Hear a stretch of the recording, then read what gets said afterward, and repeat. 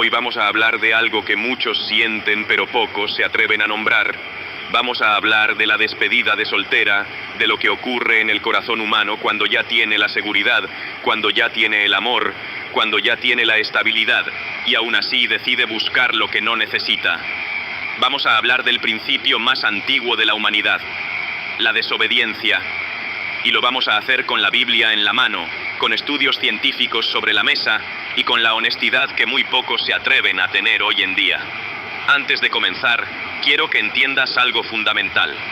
Este no es un mensaje de odio hacia ninguna mujer, ni tampoco es un mensaje que exime a los hombres de sus propias responsabilidades. Este es un mensaje de verdad, y la verdad, como dice la palabra, nos hace libres. Juan capítulo 8, versículo 32 dice claramente: y conoceréis la verdad, y la verdad os hará libres. Así que si hoy sientes incomodidad con lo que vas a escuchar, es posible que esa incomodidad sea precisamente la señal de que algo en tu interior necesita ser confrontado. Comencemos desde el principio, desde el inicio mismo de la humanidad. En Génesis capítulo 2, versículos 18 al 25, Dios diseñó algo hermoso. Creó a la mujer como ayuda idónea para el hombre, no como inferior, no como esclava, sino como complemento perfecto. La palabra hebrea que se usa allí es Ezer Kenegdo, que significa una ayuda que está frente a él, que lo complementa, que es su igual en dignidad pero distinta en función. Dios lo pensó con precisión divina. No hubo error en ese diseño, no hubo un descuido. Fue intencional, fue sabio, fue perfecto. Pero entonces llegamos al capítulo 3 del mismo Génesis y ocurre algo que cambiaría la historia de toda la humanidad. La mujer, que ya tenía todo, que vivía en un jardín perfecto, que caminaba con Dios, que tenía al hombre junto a ella, que no le faltaba absolutamente nada, decidió escuchar una voz que le dijo: «Con que Dios os ha dicho que no comáis de todo árbol del huerto». Génesis 3, versículo 1. Y ahí comenzó todo. No comenzó con el acto en sí. Comenzó con una conversación que no debía tenerse. Comenzó con prestarle atención a quien cuestionaba lo que ya era bueno. Y aquí está el patrón que quiero que analices con mucho cuidado. Eva no tenía necesidad de nada. Tenía a Dios, tenía a Adán, tenía el paraíso, tenía abundancia absoluta. Pero en el momento en que se sintió segura, en el momento en que la vida le estaba ofreciendo todo lo bueno, algo en su interior decidió explorar lo prohibido. Y este patrón, este principio que yo llamo el principio de Eva, no quedó enterrado en el jardín del Edén. Se multiplicó, se transmitió. Y hoy, miles de años después, lo vemos en bodas, en fiestas, en despedidas de soltera, en decisiones que se toman justo cuando el amor más genuino y más estable ya está asegurado. Hay un estudio de la Universidad de Texas, publicado en el Journal of Personality and Social Psychology, que analizó el comportamiento de parejas comprometidas y encontró algo perturbador. Una parte significativa de las personas en relaciones estables reportaban mayor atracción hacia personas externas a su relación precisamente en los meses previos al matrimonio. No porque sus parejas hubieran fallado, no porque hubiera dejado de existir amor, sino porque el cerebro humano, en su estructura más primitiva, reacciona ante la permanencia con una búsqueda de novedad. Los científicos lo llaman búsqueda de recompensa variable. El sistema dopaminérgico del cerebro responde con mayor intensidad a lo incierto, a lo nuevo, a lo prohibido, que a lo que ya es seguro y estable. En términos simples, el cerebro se aburre de lo bueno conocido y se excita ante lo malo desconocido. Pero la Biblia ya lo había dicho. Proverbios capítulo 9, versículos 17 y 18, lo expresa con una claridad asombrosa. Las aguas hurtadas son dulces, y el pan comido en oculto es más sabroso. Y no saben que allí están los muertos, que sus convidados están en lo profundo del Seol. 3000 años antes de que existiera la neurociencia, Salomón, el hombre más sabio que jamás vivió, ya había descrito con precisión poética exactamente lo que los neurocientíficos descubrirían siglos después. Lo robado sabe más dulce, lo oculto parece más sabroso, pero al final del camino de esa ilusión, lo que espera no es vida, es muerte, no necesariamente física, sino la muerte de relaciones, de familias, de futuros, de hijos que crecerán sin sus padres juntos, de hombres que aprenderán a no confiar, de mujeres que se quedarán solas, preguntándose qué salió mal. Ahora bien, hablemos de la despedida de soltera específicamente, porque es el símbolo más visible de este fenómeno en nuestra cultura contemporánea.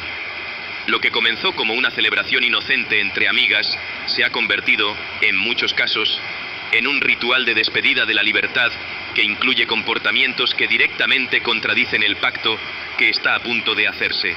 Y quiero ser muy preciso aquí, porque no estoy hablando de todas las despedidas de soltera.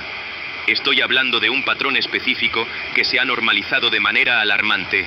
La idea de que la noche anterior al matrimonio o las semanas previas a él son una zona libre de consecuencias donde los votos aún no cuentan. Pero Dios no ve el tiempo como nosotros. Dios no dice que el pacto comienza cuando el pastor dice, los declaro marido y mujer. La escritura es clara en Mateo capítulo 5, versículo 28, cuando Jesús dice, pero yo os digo que cualquiera que mira a una mujer para codiciarla, ya adulteró con ella en su corazón. Si eso aplica para el pensamiento, ¿cuánto más aplica para el comportamiento? El corazón ya está comprometido antes de la ceremonia. El pacto espiritual ya existe antes de la firma legal. Y lo que se hace en la oscuridad de una fiesta, creyendo que no habrá consecuencias, ya tiene registro en una dimensión que no depende de testigos humanos. Eclesiastés capítulo 12, versículo 14 dice, porque Dios traerá toda obra a juicio, juntamente con toda cosa encubierta, sea buena o sea mala. Y esto no es una amenaza, es una descripción de la realidad espiritual. Todo tiene peso, todo tiene consecuencia. Nada desaparece simplemente porque nadie lo vio. Y aquí quiero introducir algo que muchos no quieren escuchar, el tema de la obediencia. La palabra obediencia se ha convertido en una palabra casi maldita en la cultura contemporánea. Se asocia con sometimiento, con abuso, con falta de personalidad. Pero la Biblia tiene una perspectiva completamente diferente sobre la obediencia y es importante entenderla con profundidad antes de rechazarla superficialmente. En Efesios capítulo 5, versículos 22 al 33, el apóstol Pablo escribe uno de los textos más malinterpretados y más atacados de toda la Escritura. Dice, las casadas estén sujetas a sus propios maridos, como al Señor, porque el marido es cabeza de la mujer, así como Cristo es cabeza de la iglesia. Y la gente se detiene ahí, se escandaliza ahí, pero Pablo no se detiene ahí. Continúa diciendo, maridos, amad a vuestras mujeres, así como Cristo amó a la iglesia y se entregó a sí mismo por ella. ¿Y sabes cuánto amó Cristo a la iglesia? Lo suficiente como para morir por ella, lo suficiente como para sacrificar todo lo que tenía, lo suficiente como para servir antes de exigir. Entonces el texto no está pidiendo que la mujer se someta a un tirano, está describiendo un sistema donde la mujer puede entregarse con confianza, porque el hombre está comprometido a amarla de manera sacrificial y absoluta. Un estudio de la Universidad de Virginia, parte del proyecto The National Marriage Project, analizó durante años los factores que determinan la felicidad y la estabilidad en el matrimonio. Y uno de los hallazgos más consistentes fue este. Las parejas donde existe una estructura clara de liderazgo masculino acompañado de alta inversión emocional del hombre reportan significativamente mayor satisfacción en la mujer. No es teoría religiosa, es dato empírico. Las mujeres no son más felices en el caos de la igualdad sin estructura. Son más felices cuando el hombre cumple su rol con amor y con firmeza. La ciencia, sin pretenderlo, terminó confirmando lo que Pablo escribió hace 2000 años. Pero volvamos al principio de Eva, porque necesito que entiendas algo más profundo. El problema de Eva no fue solamente que comió del fruto. El problema fue que tomó la decisión sola, que escuchó a la serpiente sin consultar a Adán, que actuó de manera unilateral en algo que afectaría a los dos. Y cuando Adán llegó, en lugar de rechazarlo, en lugar de ejercer su rol de protección, simplemente aceptó lo que ella le ofreció. Los dos fallaron, los dos cayeron, los dos cargaron con las consecuencias. Y aquí hay algo para los hombres que están escuchando esto. La pasividad masculina es tan destructiva como la desobediencia femenina. Adán estaba ahí. La Biblia dice en Génesis 3, versículo 6, que él estaba junto a ella. No estaba lejos, No estaba desinformado, estaba presente y eligió el silencio cómodo sobre el liderazgo incómodo. Y esa pasividad le costó el paraíso, le costó el huerto, le costó la comunión directa con Dios, le costó el destino que había sido diseñado para él. Hoy en día vemos exactamente el mismo patrón. Hombres que saben lo que está pasando y prefieren no decir nada para no generar conflicto. Hombres que ven señales claras de que algo no está bien y eligen la comodidad del silencio sobre la incomodidad de la verdad. Hombres que permiten comportamientos que comprometen la santidad de la relación porque temen perder a la mujer si hablan. Y al final, como Adán, terminan perdiendo no solo a la mujer, sino también a sí mismos. Proverbios capítulo 27, versículo 23, dice: «Sé diligente en conocer el estado de tus ovejas, y mira con cuidado por tus rebaños».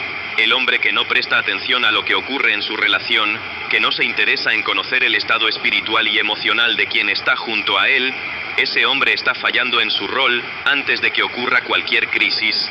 Hay investigaciones del psicólogo John Gottman, quien lleva más de 40 años estudiando el matrimonio en la Universidad de Washington, que establecen algo que él llama los 4 jinetes del apocalipsis relacional: la crítica, el desprecio, la actitud defensiva y la evasión.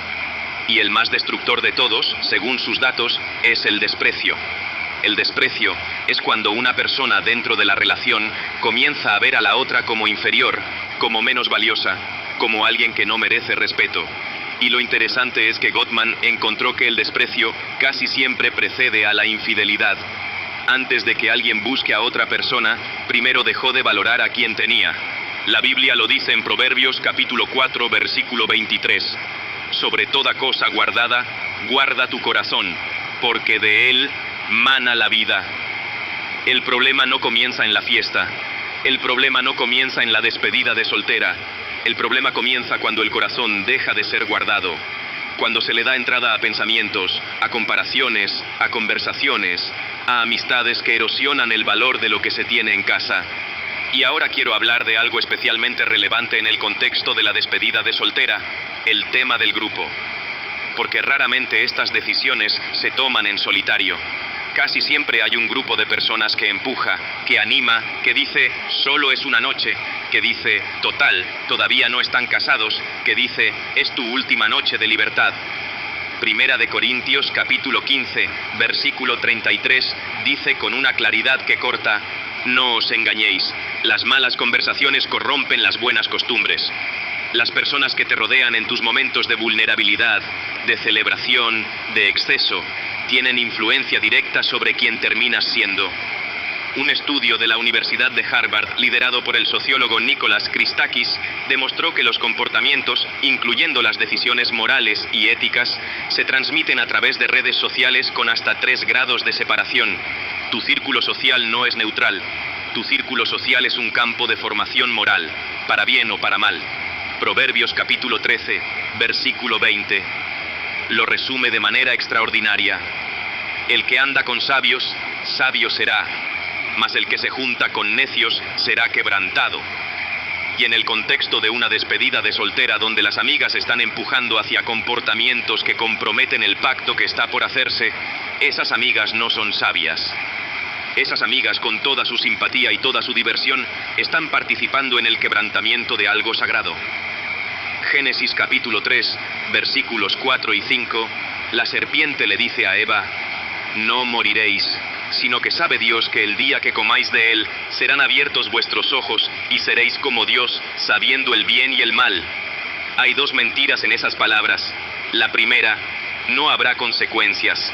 La segunda: esto te hará mejor, más libre, más completa. Y son exactamente las 2 mentiras que se le dicen a una mujer comprometida en la víspera de decisiones que no debería tomar. Pero sí pasa algo. Siempre pasa algo. Gálatas capítulo 6, versículo 7, lo establece como una ley universal. No os engañéis, Dios no puede ser burlado, pues todo lo que el hombre sembrare, eso también segará. Los estudios de psicología de parejas son consistentes en esto. Los secretos que se guardan antes del matrimonio tienen una vida útil muy corta dentro de él. Una investigación publicada en el Journal of Social and Personal Relationships encontró que las parejas que comenzaban el matrimonio con secretos importantes, especialmente relacionados con comportamientos previos al enlace, reportaban mayor ansiedad, mayor distancia emocional y mayor probabilidad de separación en los primeros 5 años. El secreto no desaparece cuando se dice, sí, acepto. El secreto vive en el sistema nervioso, vive en las reacciones, vive en la distancia inexplicable, vive en la incapacidad de entregarse completamente porque hay algo que no se ha dicho y que pesa como una piedra en el fondo del corazón. Y aquí quiero detenerme en algo profundamente espiritual, con consecuencias que van más allá de lo que la psicología puede medir. Primera de Corintios capítulo 6, versículos 18 al 20 dice: Huid de la fornicación. Cualquier otro pecado que el hombre cometa está fuera del cuerpo, mas el que fornica contra su propio cuerpo peca. ¿O ignoráis que vuestro cuerpo es templo del Espíritu Santo, el cual está en vosotros, el cual tenéis de Dios, y que no sois vuestros? Porque habéis sido comprados por precio.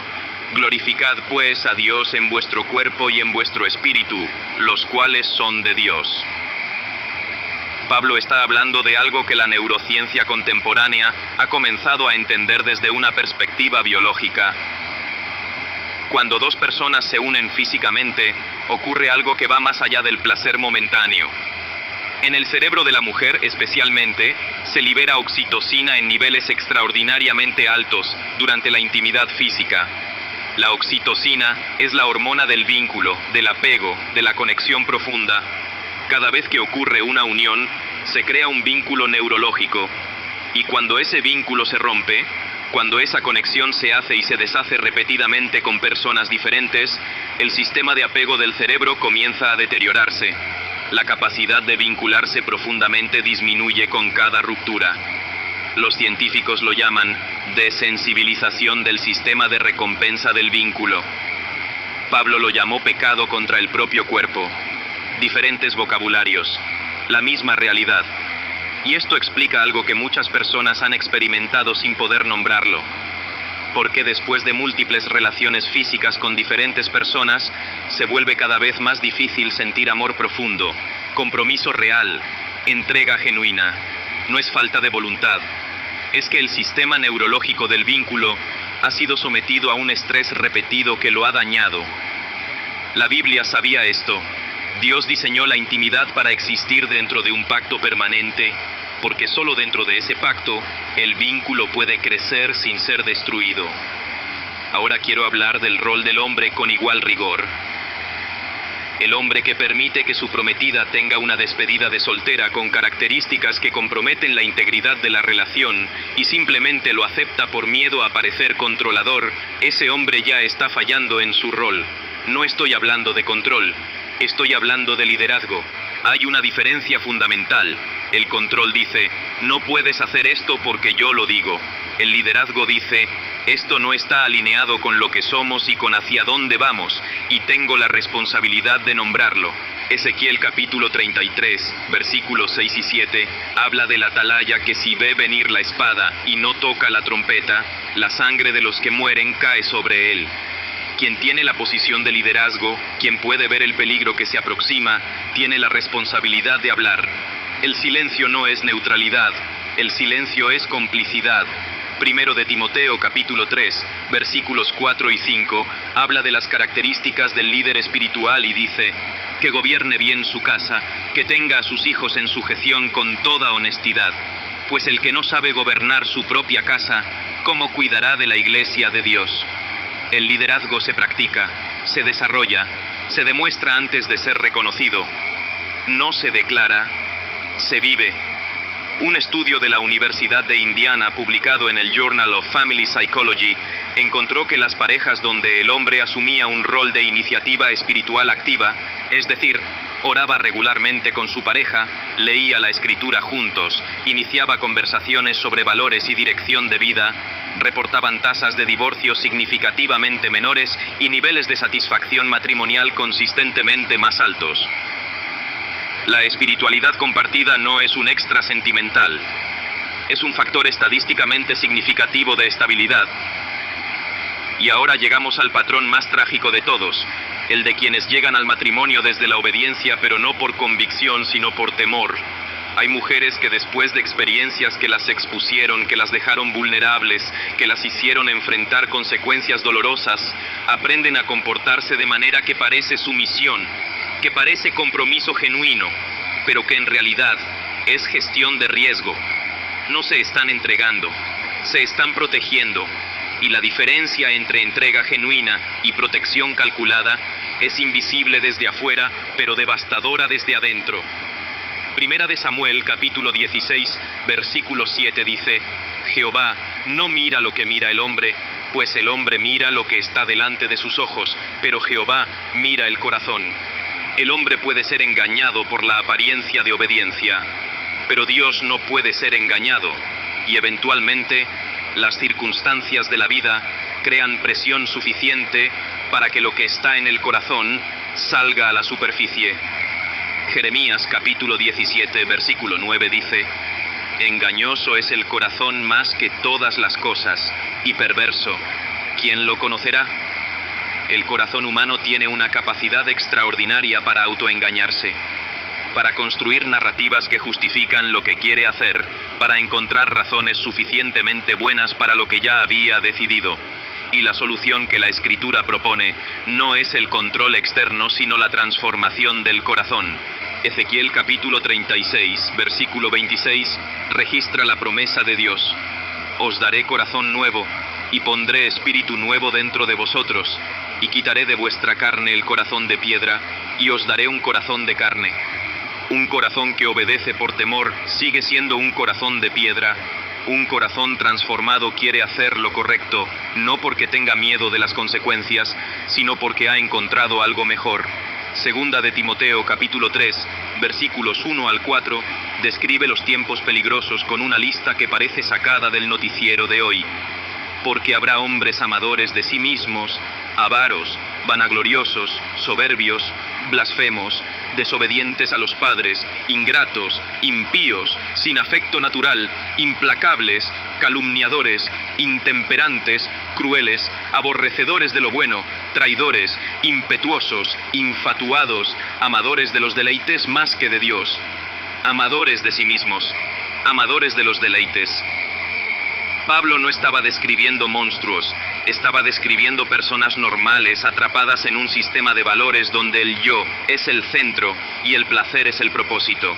Y una persona así no está equipada para el matrimonio, no importa cuán hermosa sea la ceremonia. Un estudio del Pew Research Center encontró que la tasa de personas que nunca se han casado para cuando llegan a los 40 años ha aumentado dramáticamente en las últimas décadas. En 1960, solo el 10% de los adultos de 40 años en Estados Unidos nunca se había casado. Hoy ese número está cerca del 25%. Y lo más revelador no es el número en sí, sino las razones que las personas dan. Las más comunes no son "no encontré a la persona correcta". Las más comunes son "no estaba listo para el compromiso y quería explorar mis opciones". La cultura del "quiero explorar mis opciones" tiene un costo enorme que se paga después de los 40 en soledad, en arrepentimiento, en relaciones rotas y en hijos criados en estructuras fragmentadas. Los estudios de epigenética, una de las fronteras más fascinantes de la biología molecular, han demostrado que las experiencias traumáticas y los patrones de comportamiento pueden dejar marcas en la expresión genética que se transmiten a las generaciones siguientes. El trauma relacional de una generación literalmente puede cambiar cómo se expresan ciertos genes en sus hijos y nietos. La Biblia lo llama las iniquidades de los padres sobre los hijos hasta la tercera y cuarta generación. En Éxodo, capítulo 20, versículo 5. La ciencia lo llama transmisión epigenética intergeneracional del trauma, misma realidad, diferente vocabulario, y ambos señalan lo mismo: lo que decides hoy en tu relación no solo te afecta a ti. Oseas, capítulo 2, versículos 14 al 16, narra uno de los pasajes más tiernos y más poderosos de toda la Escritura. Dios está hablando de Israel, que lo había abandonado, que se había ido tras otros dioses, que había cometido todas las formas de infidelidad espiritual que pueden imaginarse. Y Dios dice: pero he aquí que yo la atraeré y la llevaré al desierto, y hablaré a su corazón, y le daré sus viñas desde allí, y el valle de Acor por puerta de esperanza, y allí cantará como en los tiempos de su juventud. Y luego dice algo extraordinario: y en aquel tiempo, dice Jehová, me llamarás Ishi, y nunca más me llamarás Baali. Ishi significa mi marido, Baali significa mi amo. Dios está diciendo: llegará el día en que la relación no será de obediencia forzada, sino de amor genuino. Y ese pasaje no solo describe la relación de Dios con su pueblo, es el modelo de todo matrimonio que aspire a ser algo más que un contrato legal. Un estudio longitudinal de la Universidad de Chicago, que siguió a parejas casadas durante 20 años, encontró que los matrimonios más felices y más estables no eran los que habían tenido el noviazgo más romántico ni la boda más elaborada. Eran los matrimonios donde ambas personas habían desarrollado lo que los investigadores llamaron compromiso con el compromiso. Personas que habían decidido de antemano que el matrimonio era permanente, que las dificultades no eran señales para salir sino materiales para crecer. Eso no se improvisa la noche de bodas. Eso se construye antes, con años de decisiones pequeñas que van formando el carácter. Hebreos capítulo 13 versículo 4 dice: honroso sea en todos el matrimonio, y el lecho sin mancilla, pero a los fornicarios y a los adúlteros los juzgará Dios. Honroso. La palabra implica que hay que honrarlo activamente, no simplemente evitar lo malo, sino construir activamente lo bueno. Honrar el matrimonio antes de que exista, honrarlo en el noviazgo, honrarlo en las decisiones de cómo celebrar los momentos de transición, honrarlo cuando nadie está mirando. Entonces, ¿cuál es el llamado práctico de todo lo que hemos hablado hoy? Primero, examina tu corazón con honestidad radical. El Salmo 139, versículos 23 y 24 pide: examíname, oh Dios, y conoce mi corazón. Pruébame y conoce mis pensamientos, y ve si hay en mí camino de perversidad, y guíame en el camino eterno. Esa oración es aterradora de verdad, porque Dios la responde, y la respuesta no siempre es cómoda, pero es siempre liberadora. Segundo, si estás en un noviazgo, toma decisiones hoy sobre los límites que van a definir esa relación. No esperes a que la tentación llegue para decidir cómo vas a responder. José en Génesis capítulo 39, no esperó a estar completamente enamorado de la mujer de Potifar para decidir qué hacer. Había construido un carácter que respondió de manera automática cuando llegó la presión. ¿Cómo pues haría yo este grande mal y pecaría contra Dios? Su decisión no fue en el momento de la tentación, fue en todos los momentos previos donde eligió construir integridad en lugar de conveniencia. Tercero, si ya estás casado y hay cosas del pasado que pesan como secretos en tu corazón, busca ayuda espiritual. No hay restauración donde no hay verdad. Proverbios capítulo 28, versículo 13 es claro: el que encubre sus pecados no prosperará, mas el que los confiesa y se aparta, alcanzará misericordia. La paz genuina, la intimidad genuina, no puede construirse sobre secretos. Cuarto, si eres hombre y has sido pasivo, levántate. No hay otra manera de decirlo. Levántate y ejerce el liderazgo para el que fuiste creado. No el liderazgo del miedo ni el de la dominación. El liderazgo del amor sacrificial. El liderazgo del hombre que ora, que protege, que establece visión, que crea un ambiente donde la persona que está junto a él puede crecer hacia todo lo que Dios diseñó para ella. Efesios capítulo 5, versículo 25. No es opcional. Maridos, amad a vuestras mujeres, así como Cristo amó a la iglesia y se entregó a sí mismo por ella. Antes de exigir sujeción, el hombre tiene que ser el tipo de persona por quien vale la pena sujetarse. Quinto, si eres mujer y reconoces en ti misma los patrones de los que hemos hablado, no huyas de ese reconocimiento. Ese reconocimiento es el comienzo de la libertad. Lucas capítulo 7, Narra la historia de una mujer que entró a la casa de un fariseo mientras Jesús estaba allí, y comenzó a lavar los pies de Jesús con sus lágrimas y a secarlos con su cabello. Los que estaban presentes la juzgaron, la vieron por sus decisiones pasadas, pero Jesús la vio a ella y dijo algo que cambió su vida para siempre. Tus pecados te son perdonados. Y luego, tu fe te ha salvado. Ve en paz. No ve y no vuelvas a fallar. Ve en paz. El perdón genuino no carga con el pasado. Transforma el pasado en plataforma para un futuro diferente. Joel capítulo 2, versículo 25. Registra una de las promesas más extraordinarias de toda la Escritura. Y os restituiré los años que comió la oruga, el saltón, el revoltón y la langosta. Los años que fueron consumidos por malas decisiones, por patrones destructivos, por ignorancia espiritual, pueden ser restituidos. No borrados de la historia, porque el pasado no puede cambiarse, pero sí redimidos en su impacto, sí transformados en sabiduría, sí convertidos en la base de una historia diferente. El matrimonio, cuando funciona como Dios lo diseñó, es una de las cosas más extraordinarias que pueden existir en la experiencia humana. Es un reflejo de la relación de Cristo con su iglesia.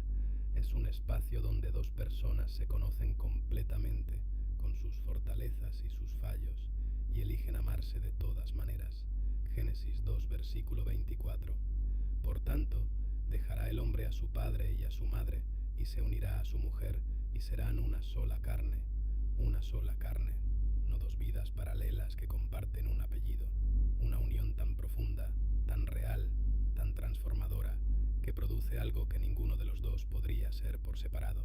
Ese es el diseño, ese es el propósito, y todo lo que conspira contra ese propósito, ya sea la cultura, los amigos equivocados, los instintos no sometidos al espíritu, la pasividad del hombre o la desobediencia de la mujer, todo eso no es libertad, es exactamente lo contrario.